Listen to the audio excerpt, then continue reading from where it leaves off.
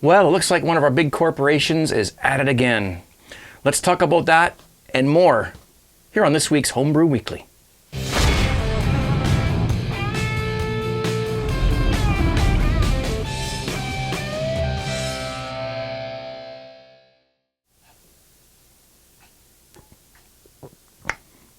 Ooh, got my box of grains out here.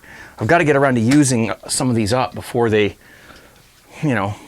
get stale or something. So I'll talk about that a little later. But the main thing I want to talk to you about this week is the big news that we've heard on some other channels, Beer Gig Nation being one of them.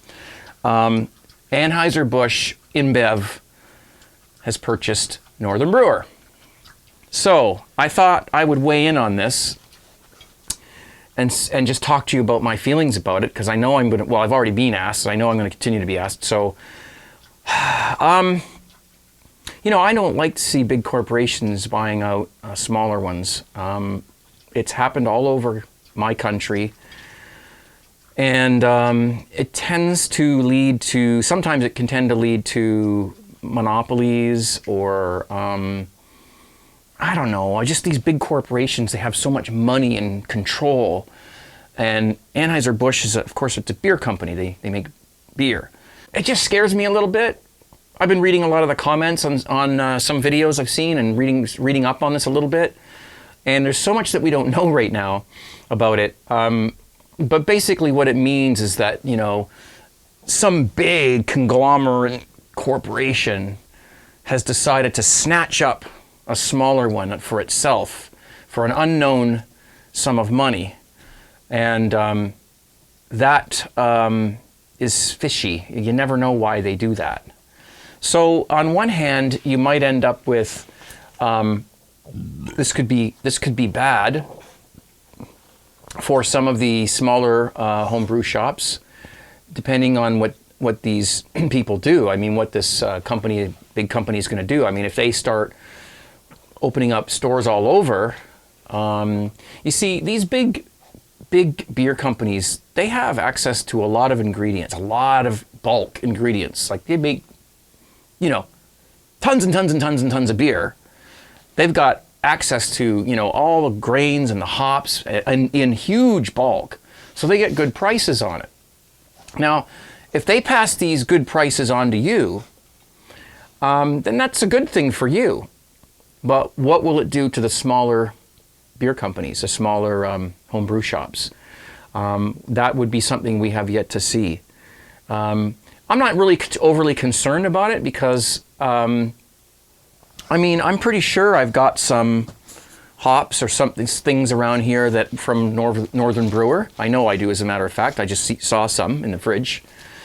I don't know how much they cost because they were sent in, but, it could affect the prices. It could affect smaller homebrew shops, or maybe it won't. Maybe it will be to an advantage of the smaller shops, because a lot of smaller shops, like I just said, they order their supplies, a lot of their supplies from Northern Brewer. And so if Northern Brewer has a really wide supply for good prices, then that's a good thing. And I know a few people who own their own homebrew supply shops, and all I can say is, we're going to have to let this play out and see what happens. Nothing major is going to change soon, I don't think, because it never does.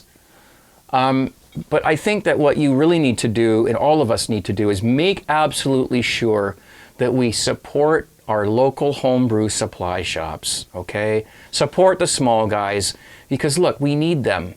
I like to walk into my homebrew supply shop and say, hey, how you doing? They all know me, I know them. It's friendly. They'll give you deals, I don't know. It's just so friendly and you feel like you're at home.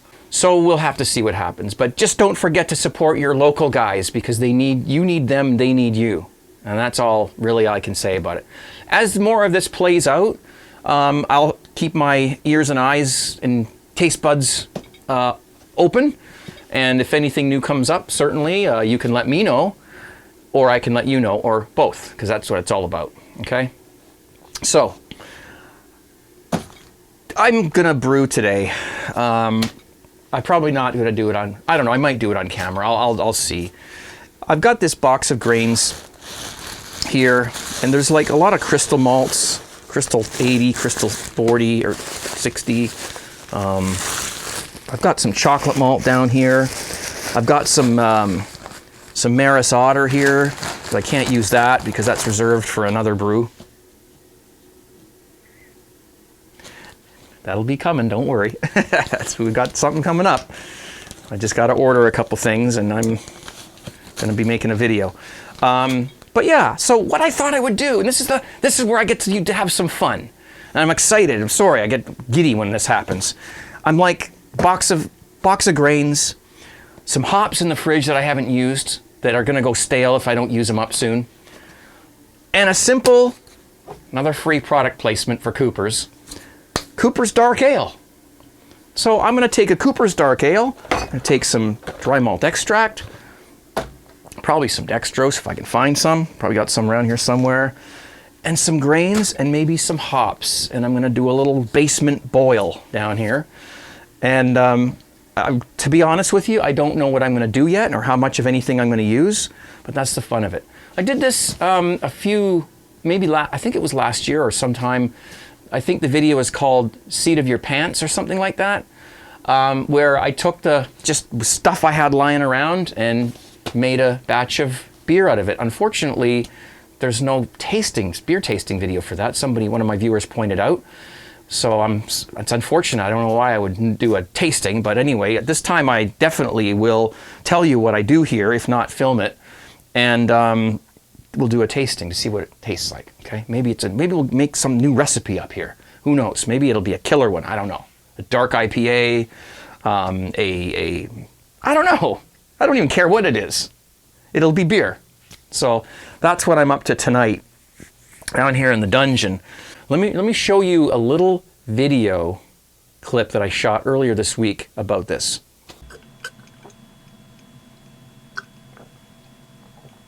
Well, I've got a beer here that's, it's okay, but the proof's in the beer, or the proof's in the pudding.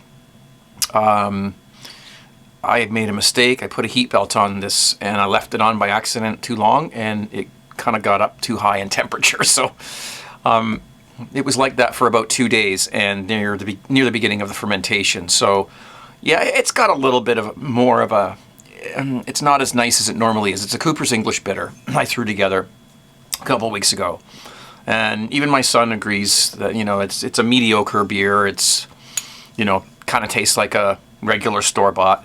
So and it's slightly undercarbonated as well, which isn't a problem. I can fix that. So it's drinkable, but I came up with an idea. It's like I said, watch the temperatures. Got to keep them down. But I'm sorry, I didn't even realize I got my pictures in there. I'll explain those in another video. I've got some of this left over. This is like a cherry extract from a beer from a DIY homebrew supply. There's some left. So what I'm going to do is I'm just going to say to hell with it. I'm going to dump this in my keg. Oh, I could drink that. That smells really good. Let's dump it in the keg. It'll help this beer out a little bit. Needs it. So let's do it. Okay. I'll just disconnect the gas. We're going to have to... Yeah, okay. Just get that out of the way. Release the pressure.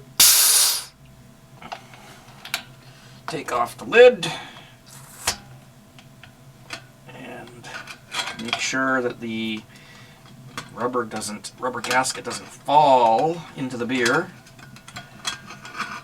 There we go.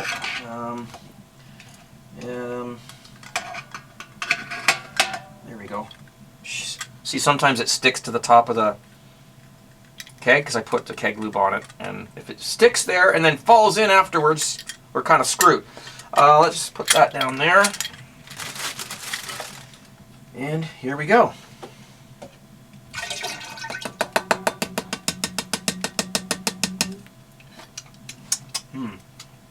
Now, because it's sort of undercarbonated, what I'll do, just to mix this in, is connect up our gas again. And I'm gonna just I'm gonna boost the gas up to 30 psi. Just a sec. Yes, makes strange noises coming from the regulator. Okay, so then we're just gonna give this a jostle around for about 30 seconds, right in here.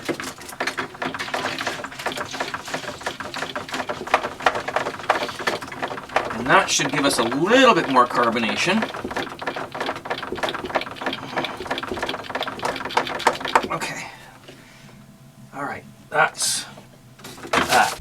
Then you disconnect the gas, release the pressure. Okay, turn down your gas, back down to serving, which I do 7 or 8 psi. And then reconnect the gas. And you're not going to have any backwash going on. Where is it? Here it is. Okay. Right, there we go. Just double check. No, that's not on right. There we go. Just double check the pressure, because it does go down when you connect the gas up and get it going in there. So, especially if your tank's getting a little bit low. Okay, now we're going to pour a glass of beer and see what we've got now.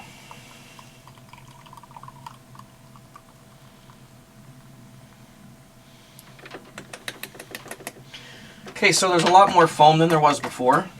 This glass is frosted, so you can't see the beer very well. I should have thought of that before I used it in this video, but anyways, not a problem. Okay, let's see if it made any difference. Oh yeah, I can, oops, I'm not on camera. I can smell it. I can smell it in there a little bit. Let's try it.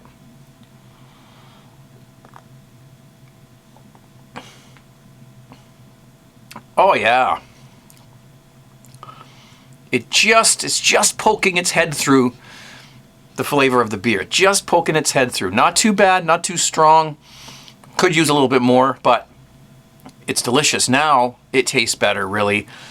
It masks the, you know, the off flavor that I developed because of the mistake I made with temperature. So it doesn't hurt to keep, well, first of all, it doesn't hurt to keep an eye on your temperatures, but it also doesn't hurt to keep some of these little flavor packs around if you can get them.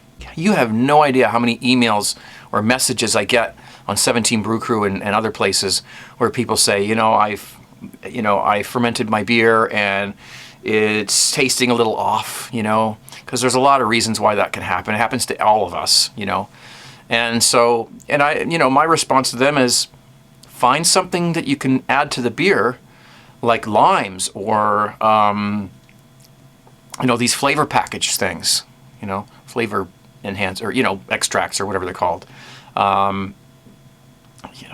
Anything to try to bring the beer back to life again. And that worked. I'm going to enjoy this beer much, much more now. What you saw in that video was my first impression. And this has been a couple of days since I put that in there. And I'm telling you, that turned this beer around. It just turned it around completely into a beautiful beer. Now, I get asked a lot, my beer has an off flavor, or it tastes like yeast, or it tastes like this or that. If it's not infected, then don't pour it out, okay? Find a way to fix it. Find a way to get some hops, get some dry hop it. Of course, like a lot of times if you keg, it's a lot easier to do stuff to the beer after it's been packaged, right? If you put it in bottles, there's really not a lot you can do. You can add stuff to the glass that you're pouring it into, but you can't really do much else. This is the beauty of kegging, which, if you can possibly find a way to get into it, Christmas is coming, right? Ask your significant other or your friends or whatever, that, ask them if you can, get yourself a kegging system. You won't look back. And not only is it a lot easier to package your beer, but you can also fix beers, add stuff to them. You have full control over your beer. You want to talk about control? People say, you know, with all grain, you've got all control over all the ingredients and everything that goes into it.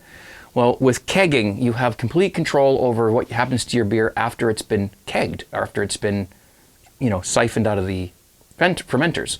Get some extract, get some chocolate syrup, I don't know, get some, and it doesn't even matter if it's fermentable, because you're putting it in the fridge. So, you know, if it ferments at all, it will go very slowly. And that's something you might want to watch, because if it does ferment at all, it'll build up pressure in here. And that's not bad, because you're not adding a lot. It also you could actually naturally carbonate your beer in a keg. If you knew how much, let's say, chocolate syrup or something like that to add to the beer, as long as it doesn't have preservatives in it, that'll ferment in the keg and create carbonation. But that's an experiment that I have never done, so don't mark my words on that, okay? All I'm telling you is I added this cherry extract to this, and even my son tasted it, and he says, wow, Dad, that turned this beer upside down. And it's so hops, extracts, chocolate, you know, or cherry extract, blueberry extracts. Get into your local homebrew supplier, your online homebrew supplier, and get some of these little extracts in if you can. And, you know, keep them around. Keep them in the fridge or wherever, and keep them on hand, because, boy, you can turn a plain old Cooper's English bitter that doesn't even taste that great, because I did stuff wrong, as you heard in the video, and turn it into a very, very drinkable beer. So that is what this is. Cheers.